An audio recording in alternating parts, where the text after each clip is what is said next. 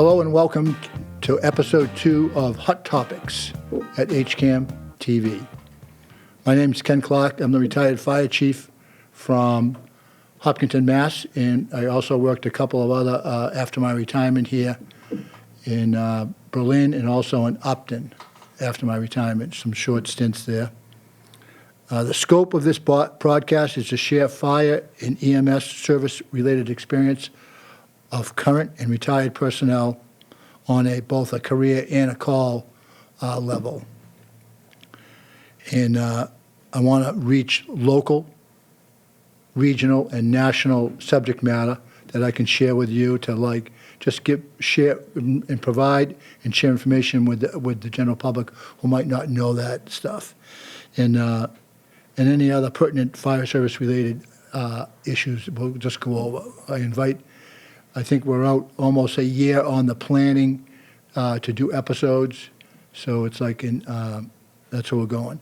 One thing I'd like to say right up front, again, which I did on the first one, is it's not the intent of this podcast to second guess or be the Monday morning quarterback for any operational decisions made by an IC on the street.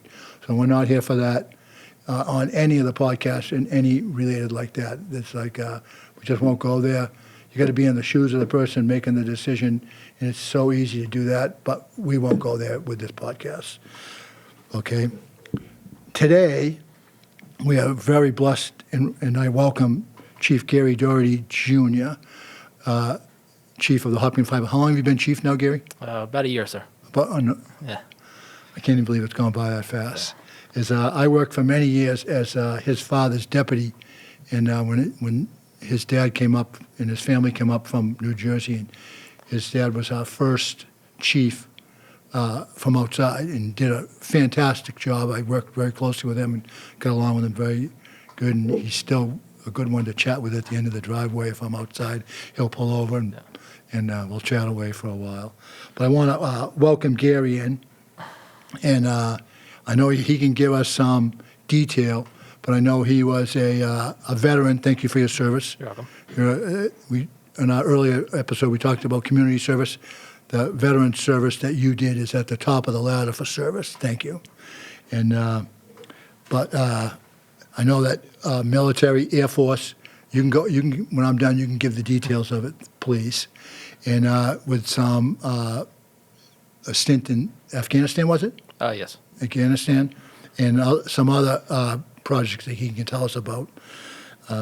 And what our main talk about today, after we get through his biography, is to talk about the annual BAA Marathon and the operational challenges that he faces, maybe some that I didn't face when I was there.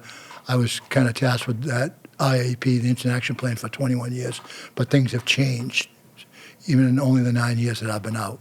So he can share some of that with us at 30,000 feet, so he's not giving away any of his secrets, what's going on.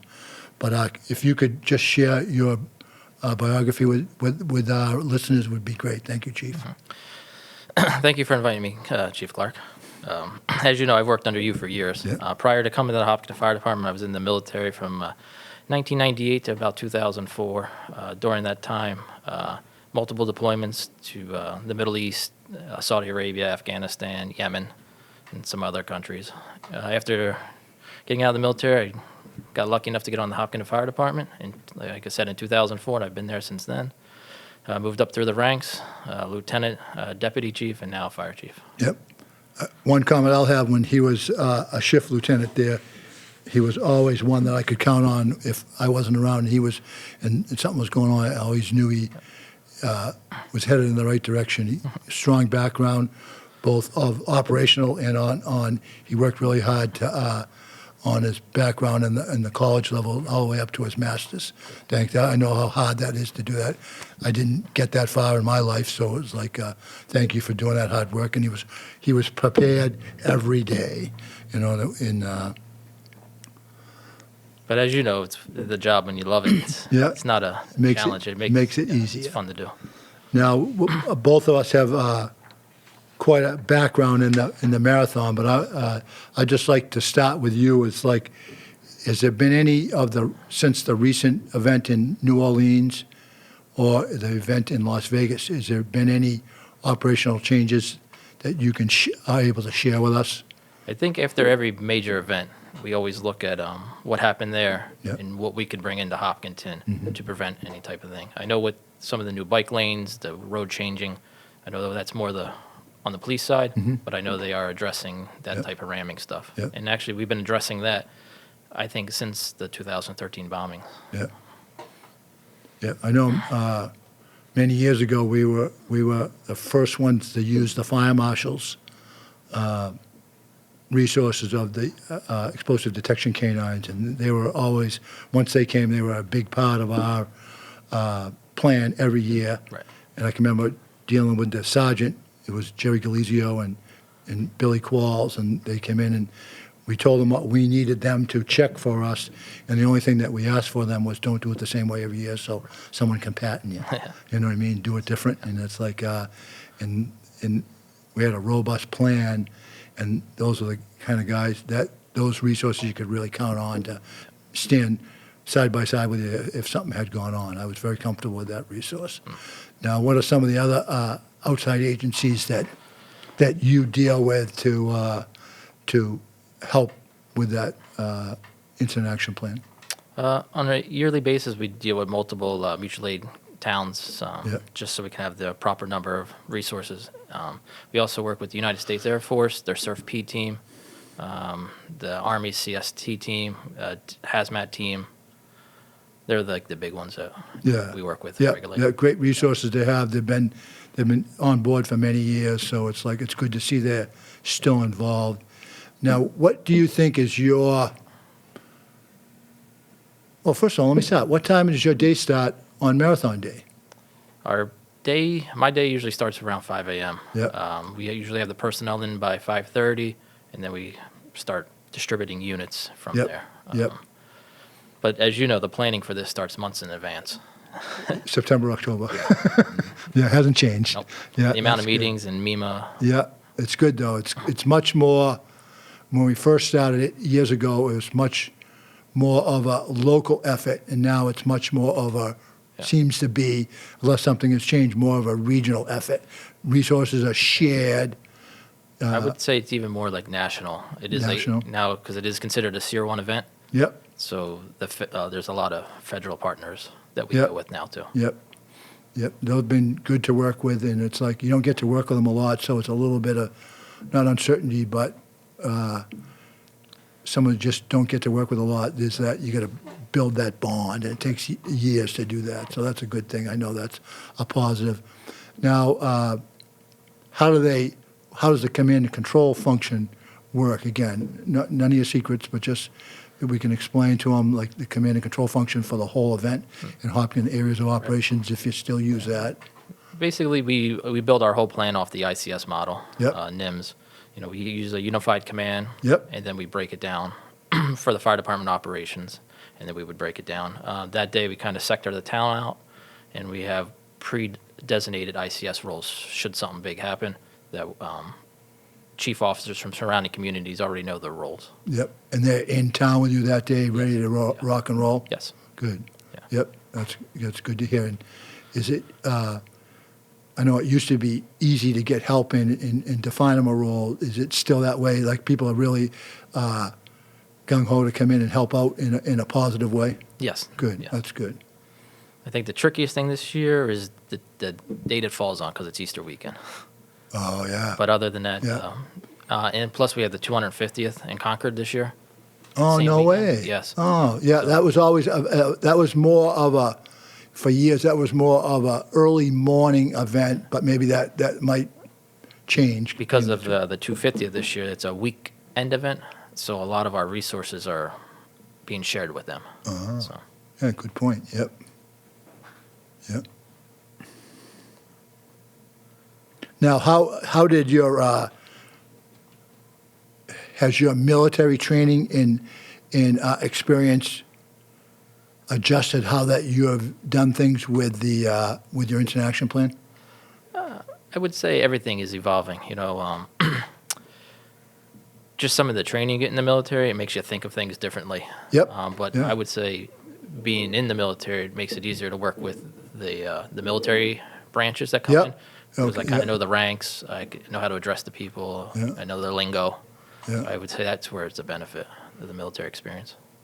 Yeah, I know that was a little bit of a challenge when we first had the Surf P come, and they had to bring their major, who was their like unit lawyer adjutant. Is that what they call it? Something. I'm not sure. It was a long time ago, so it was like when they first came, and it was like when we brought them here, it was the first time that unit had been deployed inside the country for an event. Right. They trained and trained and trained and trained Yeah.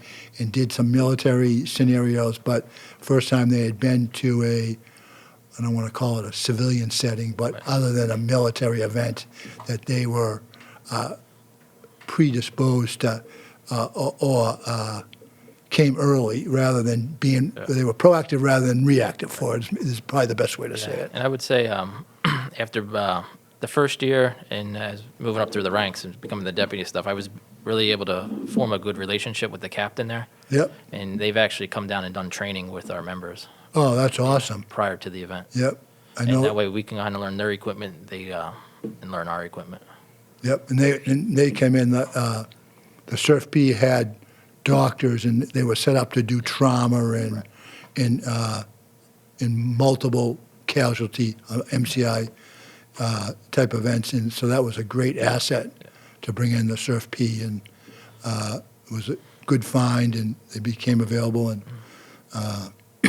took a lot of haggling to get them initially in, but when they came in, they were like both feet in, and they were.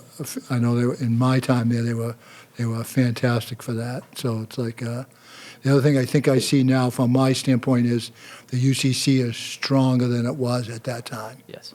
Yep, which is a positive for you guys, and Right. that's really good. Yeah. Really, we've expanded the UCC probably a lot since you've left. Yeah. And the way we dispatch, the way we do run cards, everything. We have an independent run card for the whole town that day, and the UCC officer basically makes all the decisions. We have basically a matrix that says, this assignment gets X, and they decide what trucks go based on geographics. So, There you go. yeah. Yep. Now, you still have that broken down into the 3 areas of operations, the start line, Runners Village, and then the whole rest of the town, For the most part, yeah. for the most part, yeah. But the way we distribute units is a lot more. Yep. Yeah, well, it makes it easier for those people. Right. They had to before we learned that advanced technology way back is we had someone saying, okay, we go here, these pieces go, and it's good to see you have it that defined, which you need to now. You need that structure. Yeah, not only, as you know, not only do we need to worry about the race itself, we still got to worry about the community and our Yep, 495 and the Mass Pike is still there. You know what I mean? and making sure we can get to all the citizens in town in Yep. a timely manner Yep. if something happen. Yep. So, It's always been challenging, and I've seen it in my career when we had people and we actually would have them in the station. Everyone would be at the station, and we actually ran fundraising for the organization, for the association, had a booth over in Close parking lot and sold hamburgers and hot dogs and stuff like that. And then they'd call on the portable when they needed someone, you'd run over the station and go. So it's changed a lot from the 70s and early 80s, and then we started formulating a plan, and it's like, but I always enjoyed the planning. It was different, Yep. time consuming. You spent a lot of time on it, but it was a different type of planning that you didn't get to do most of the year. So it's like it was enjoyable. The meetings in Boston were, other than having to drive into Boston, were good for the EMS sector.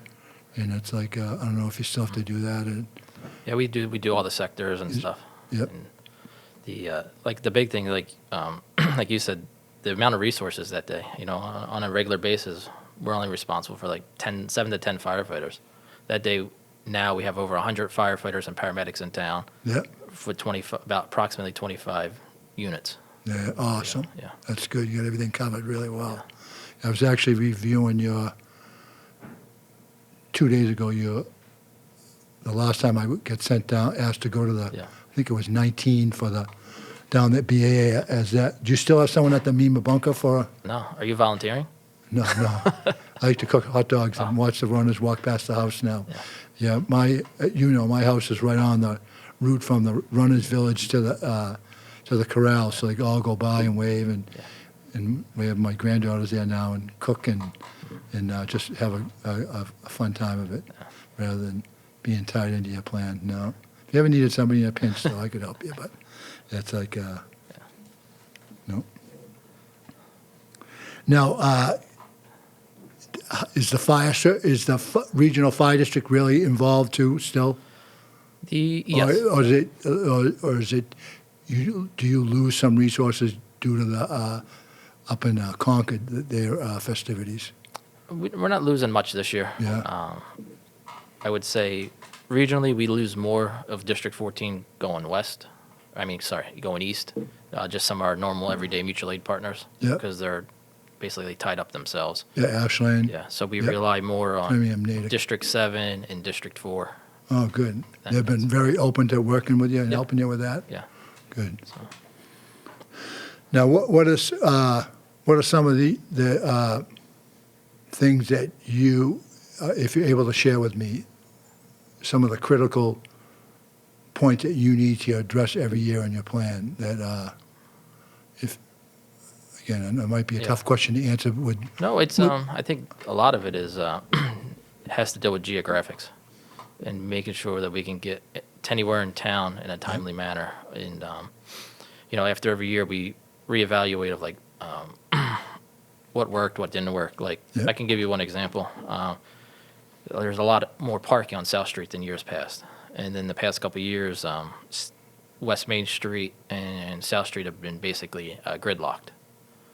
really? Yeah, because of the way they keep messing with the traffic patterns. And a couple years ago, we had 2 or 3 calls on South Street.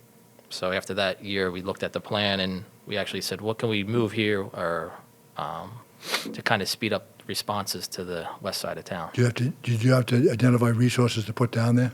We just kind of looked at what we had and then looked at some statistical data and say, okay, this truck has been at this point for how many years, and has it ever gone on a call, or what does it Yep. has it gone? And we were able to move some trucks that had a lower call volume to an area To the that, busier areas. Yep. Oh, that's what you want to do. You want to review that. Things change and are dynamic every year. Yeah. Yep. Good for you guys to. it also kind of helps us from being complacent too. And that's, I think, one of the biggest challenges. Yep. Yeah. Do all, with the exception of Ashland, because they have their own Yeah. particular in-house going right with the race going right, cutting them in half. Do all the surrounding mutual aid companies still come and help you? Yes. Like yeah. Southborough, Milford, Yep. all those. Yep. Upton, Westboro, Upton. Yep. That's good. Yeah, we're as far as Foxborough now. Oh, really? Yeah. Oh, no way. Yeah. Yeah. Yeah. I think the farthest we got down that way was Bellingham when I was there. Yeah, we try not to take too much Yeah. Take. from every community. Yeah. Because years ago, we'd be able to take, an engine and an ambulance. From now, we just try to take one One resource, resource from yeah. each community. Yeah. Now, how is the have the meetings at the state level at the bunker that they run to? Those meetings already started, or you already been going them? To Oh, them we've for already been months? going, yeah. Yeah. Yes. Yeah. Oh, that's good. Yeah. Yeah. That was always a good to get them. I know it was interesting to see that those first 2 years after I retired, I went down for Chief Slam and as a liaison down there, and it was interesting to watch it, watch that after just being here for all the years. It's a different perspective. Yep, altogether, yep, good way to say it, different perspective. No, and I know we're a little short on time here, but that's all the questions I have. And I want to remind our listeners that any questions that you may have, being our second episode, and we're taking questions on my email at hottopics@hcam.tv, hcam.tv, and I want to end all the episodes, but being the second episode, we're doing 2 at the same time here on the first day, episodes 1 and 2, is get some questions from the public, from other fire personnel that we can ask at the end of all the episodes. So Right now, thank you for coming. I know you got a busy schedule, and taking your time and tell your mom and dad I said hi. Yep. Thank you for the invite. Appreciate it.